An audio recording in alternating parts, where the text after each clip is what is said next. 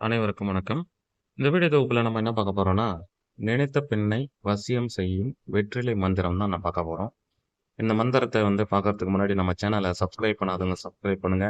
All என்ற bell ஐக்க click பண்ணுங்க. Like பண்ணுங்க. ஃப்ரெண்ட்ஸுக்கு ஷேர் பண்ணுங்க. தொடர்ந்து நம்மளுக்கு ஆதரவு குடுங்க. அப்பதான் இன்னும் அடுத்தடுத்த வீடியோ நல்லதா பதிவிட முடியும். வீடியோவ முழுசா பாருங்க. அப்பதான் நான் என்ன சொல்ல வரேன்றது உங்களுக்கு தெளிவா புரியும். பாதியிலே கேட்டுட்டு அது புரியாம தவறுதல் பண்ணீங்கன்னா, கண்டிப்பா அந்த வேலை ஃபெயிலியர் ஆயிடும். நடக்காது. அதனால முழுசா கேளுங்க. அப்பதான் நான் என்ன சொல்ல வரேன்றது தெளிவா உங்களுக்கு புரியும். இப்ப வாங்க வீடியோக்குள்ள போலாம். இப்ப பார்த்தீங்கன்னா, ஒரு கணவன் மனைவியோ, அல்லது ஒரு காதலியோ, நம்ம லவ் பண்ற பொண்ணோ, அது ஆணா இருந்தாலும் சரி, பெண்ணா இருந்தாலும் சரி, கணவன் மனைவி யாருமே இருந்தாலும் சரி, எவ்வளோ நாள்னா பிரிஞ்சிருக்கட்டும். அவங்களுக்குள்ள எவ்வளோ நாள் வேணா பிரிஞ்சிருக்கட்டும். என்ன பிரச்சனை வேணா இருக்கட்டும்.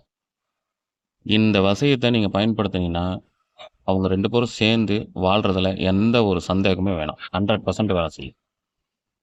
ஏன் நான் சொல்றேன்னா, ஒரு ரொம்ப உயிருக்கு உயிரா காதலிச்சிருப்பாங்க. ஒரு சின்ன ஒரு மனக்கசப்பு, அதாவது அந்த சின்ன ஒரு புரிதல் இல்லாம ரொம்ப நாளா பிரிஞ்சு இருப்பாங்க.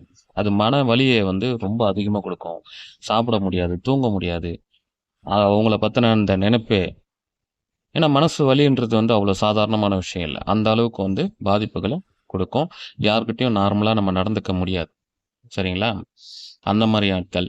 அதே மாரி அ கணவன் மனைவி பிரிஞ்சிருக்கிற கணவன் மனைவிக்கும் இது கண்டிப்பா இந்த முறைய பயன்படுத்தலாம். நல்லா வேலை செய்யும். இப்போ ஸ்க்ரீன்ல தெரியுது பாருங்க. இப்ப இந்த மந்திரமும், எந்திரமும் இதுதான். சரிங்களா? இல்ல என்கிட்ட மோகினி மந்திரம் வேற இருக்குது. கொஞ்சம் பெருசா இருக்குது. வீரியமா வேலை செய்யும். அப்டின்னா, அதையும் செய்யலாம். சக்கரத்த பஞ்சாட்சர சக்கரம் போட்டு கூட நம்ம செய்யலாம். மோகினி வசியத்துக்கு ஏகப்பட்ட வசிய சக்கரங்கள் இருக்குது. அந்த மாரியும் போட்டு யூஸ் பண்ணலாம். எது வேணா பயன்படுத்திக்கலாம். ஸோ, இப்ப பார்த்தீங்கன்னா, இப்ப இந்த வெத்தலைய நம்ம என்ன முறையில நாம பயன்படுத்துறோம் அப்படின்றது தான் இங்க விஷயம். நம்ம மந்திரமும் சரி, எந்திரமும் சரி, எந்த மந்திரத்தையும், எந்திரத்தையும் கூட போட்டுக்கலாம். அதாவது மோகினி மந்திரத்தையும், எந்திரத்தையும் எது வேணா போட்டுக்கலாம். ஏன்னா மோகினி நெறைய மோகினி மந்திரங்கள், எந்திரங்கள் இருக்குது. அதனால அது எல்லாத்தையும் ஏதாவது ஒண்ணு நீங்க பயன்படுத்தலாம். ஒண்ணும் பிரச்சனை இல்ல. இப்ப இந்த வெத்தலைய எப்படி பயன்படுத்துறது அப்படின்ற அந்த முறைய மட்டும் நான் சொல்றேன். கொஞ்சம் கவனமா கேட்டுங்க. ஒரு அமாவாசை நாள்ல ஒரு அமாவாசை நாள்ல ஒரு முதல்ல ஒரு விநாயகருக்கு ஒரு பூஜை பண்ணிடுங்க. விநாயகர்னாலே வெத்தல பாக்கு, பொரி, கடலை, அவல், அச்சு வெல்லம் இதெல்லாம் விநாயகருடைய படையல். எல்லா தெய்வங்களுக்கும் நம்ம இத செய்றது ரொம்ப விசேஷம். மல்லிகைப்பூ, எருக்கம்பூ இல்லன்னா அருகம்பில்லு இந்த மாரி வச்சு சாமிக்கு மாலையா போட்டுட்டு, நம்ம ஒரு வேண்டுதல் வச்சு, இந்த பூஜை தடைபடாம நல்லபடியா சக்சஸா குடுக்கணும் அப்படின்னு சொல்லிட்டு ஒரு வேண்டுதல வச்சு நம்ம அது இறங்குறோம்னு வச்சுக்கங்க.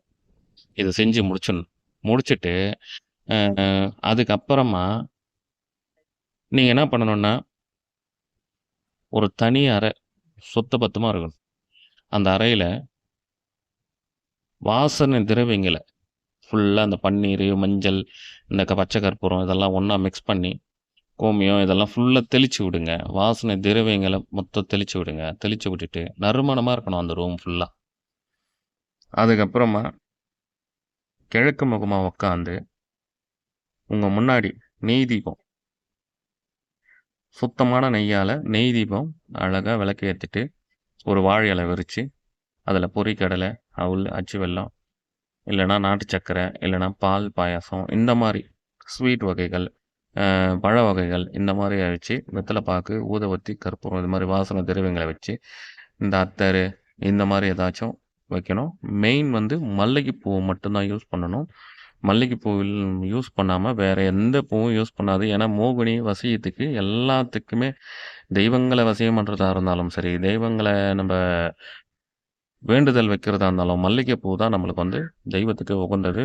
ரொம்ப விசேஷம். ஊதுபத்தி கூட பார்த்தீங்கன்னா, மல்லிகைப்பூ ஊதுபத்தியா இருந்தா இன்னும் சூப்பர். சரிங்களா? அத வாங்கிக்கங்க. வாங்கிட்டு மஞ்சள்ல பிள்ளையார் புடிச்சு, ஒரு வெத்தல வச்சு, அதுக்கு மேல அருகம்புல்ல வச்சு, பொட்டு வச்சு வச்சுருங்க. அதுக்கப்புறமா ஒரு செம்பு தட்டுல ஒரு செம்பு தட்டு சின்னதா இருந்தா கூட பரவால்ல. அந்த செம்பு தட்டுல விபூதி பரப்பிட்டு, அந்த விபூதியில இந்த எந்திரத்த நீங்க எந்த எந்திரம் வந்து போட போறீங்களோ, அந்த எந்திரத்த அதுல வரைஞ்சிருங்க.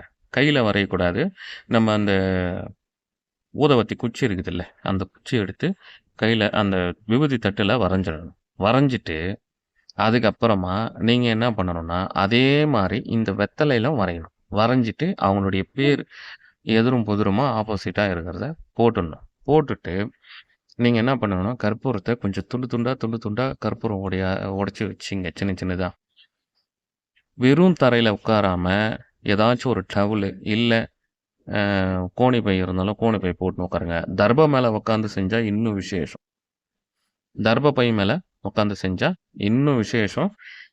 ஏன்னா, வெறும் தரையில உட்காந்து செய்யும்போது நம்மளுடைய நெகட்டிவ் வந்து நம்ம உடம்புல ஏறக்கூடாது. அது நம்ம பூஜைய வந்து தடங்கல் பண்ணும்.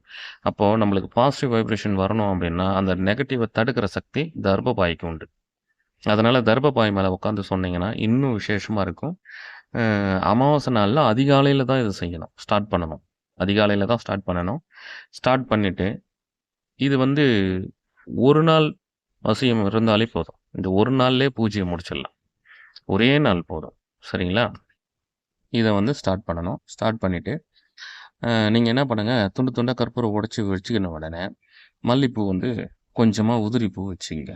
உதிரி பூ வச்சுக்கிட்டு, இந்த எந்திரத்த நீங்க என்ன பண்ணுங்க, அப்படியே அந்த இதுக்கு வரைஞ்சிருக்கிறீங்கல்ல, சுவாமி அதாவது கணபதிய பார்த்து அர்ச்சனை செய்ற மாரி, இந்த வெத்தலைய அந்த தட்டுல வச்சு, ஓரமா கற்பூரம் கொளுத்தி, அத அந்த தாமல் தட்ட வந்து கையில புடிச்சுக்கணும். இடது கையில அந்த செம்பு தட்ட கையில புடிச்சுக்கிட்டு, இல்ல கீழ வச்சுக்கிட்டு, நம்ம உருவேத்தணும். ஒவ்வொரு மந்திரத்தையும் சொல்லி, சொல்லி, சொல்லி, சொல்லி அர்ச்சனை செய்தபடி அந்த சுவாமிக்கு, கணபதிக்கு, பிள்ளையாருக்கு புடிச்சு வச்சிருக்கிறோம்ல, சுவாமிக்கு விளக்கு எரிஞ்சுக்கிட்டே இருக்கணும். விளக்கு மட்டும் அணையக்கூடாது. ஏன்னா, விளக்குன்றது ரொம்ப பவர்ஃபுல். நம்மளுடைய எண்ணங்கள பிரதிபலிக்கிறது. நல்ல சுத்தமான நெய் விளக்கா போடுங்க. கலப்படம் இருக்கக்கூடாது. சுத்தமானதா பார்த்து வாங்கி போடுங்க. பலன்கள் வந்து அதிகரிக்கும். நல்ல ரிசல்ட் கிடைக்கும். சுவாமிக்கு அர்ச்சனை செய்தபடியே நம்ம செய்யலாம். இத வந்து ஒரு எந்திரத்து மூலியமாவும் வச்சு செய்யலாம். அப்படியும் செய்யலாம். சரிங்களா? அப்போ நீங்க கரெக்ட்டா அந்த மந்திரம் ஒரு எழுத்து கூட மாறாம, நீங்க என்ன மந்திரம் சூஸ் பண்ணாலும் சரி மோகினிக்கு. அந்த மந்திரத்த நல்லா பிராக்டிஸ் பண்ணுங்க. பிராக்டிஸ் பண்ணிட்டு சொல்லி பழகிட்டீங்கன்னா தான் ஏன்னா ஒரு மந்திரன்றது வந்து 1,00,000 வாட்டி நம்ம வாயில உச்சரிச்சா மட்டும் தான், ஒரு சின்ன மிஸ்டேக் கூட இல்லாம, தப்பு இல்லாம, பிழை இல்லாம நம்மளால சொல்ல முடியும். கவனம் முக்கியம்.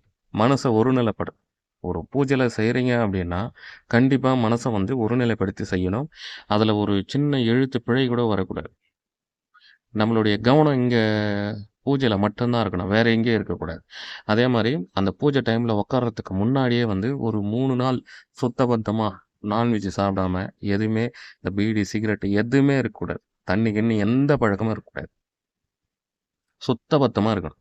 சுத்தபத்தமா இருந்து இந்த மோகினி மந்திரத்த உருவேத்துனீங்கன்னா, அந்த வெத்தலையில எல்லாம் உருவேறுச்சுன்னா, கரெக்ட்டா அந்த வெத்தலையில லைட்டா அந்த திருநீர் நம்ம வாயில அந்த வெத்தலையில போட்டு மடிச்சு, யாருகிட்ட வசியம் ஆகணுமோ, அவங்ககிட்ட நம்ம வாயில போட்டு மென்னுகிட்டே, அந்த எச்சிய மட்டும் லைட்டா உள்ள விழுங்கிட்டே, அவங்க கிட்ட நம்ம பேசிக்கிட்டே இருந்தோம்னா, அவங்க நம்மகிட்ட வசியமாயிடுவாங்க. இதுதான் ஒரு பழைய காலத்து முறை இது. இதுவும் ஒரு நல்ல வேலை செய்யும். இந்த மாரி நெறைய விஷயங்கள் இருக்குது. நெறைய விஷயங்கள்லாம் இருக்குது. அப்போ ஒவ்வொரு விஷயத்தையும் உங்ககிட்ட நான் சொல்றேன்னும்போது, இது எல்லாமே தகுந்த பாதுகாப்பு வேணும். தகுந்த பாதுகாப்புகள் வேணும்.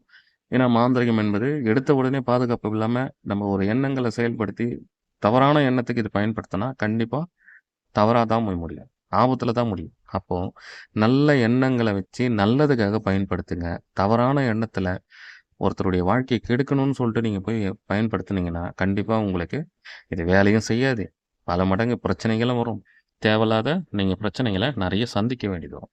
அதனால இத வந்து பிரிஞ்சிருக்கிற கணவன், மனைவி உண்மையா லவ் பண்ற லவ்வர்ஸுங்க, ஒரு எந்த ஒரு அதாவது மனசுல நல்ல எண்ணங்கள நிறுத்தி நல்லதுக்காக நீங்க செய்றீங்க அப்படிங்கும்போது, கண்டிப்பா இது 100% வேலை செய்யும். இந்த மாரி நெறைய விஷயம் இருக்குது. உங்க கூட நான் பகிர்ந்துக்கணும்னு ஆசைப்படுறேன். இந்த வீடியோ உங்களுக்கு புடிச்சதுன்னா, தொடர்ந்து நம்ம சேனல சப்ஸ்கிரைப் பண்ணுங்க, லைக் பண்ணுங்க, ஆதரவு கொடுங்க. நன்றி.